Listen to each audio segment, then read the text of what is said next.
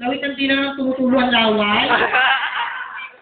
Kabayabang sukumangat ang lahat, medyo iikot kayo, paikot-ikot yun. Ready? Antahan natin silang tatlo. Ready? Ikot!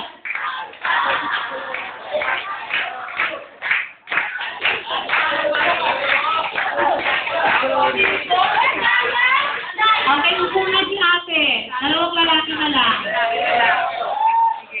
Buti naman.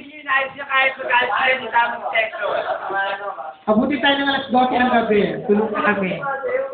Ha? Beso ka mo. Sabi mo nung kamay yung ayan ko na. Ready? Tanda natin yung dalawang gwapong lalaki. Awit ang last and.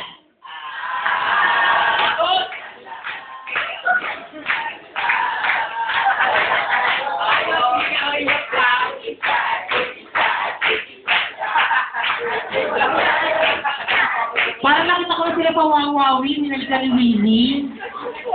Okay.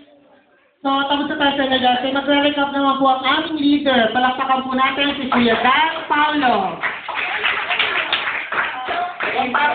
Pasensya na po, medyo bago pa binabasa niya po yung recap.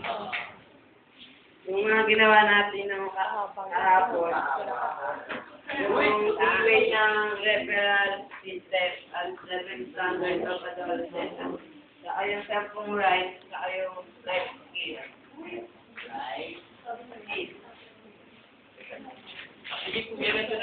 Para mas, tanong na lang natin kung mayroong naalala si Kuya kahapon. Kuya, yung pagdating mo dito, ano ba yung unang ginawa natin?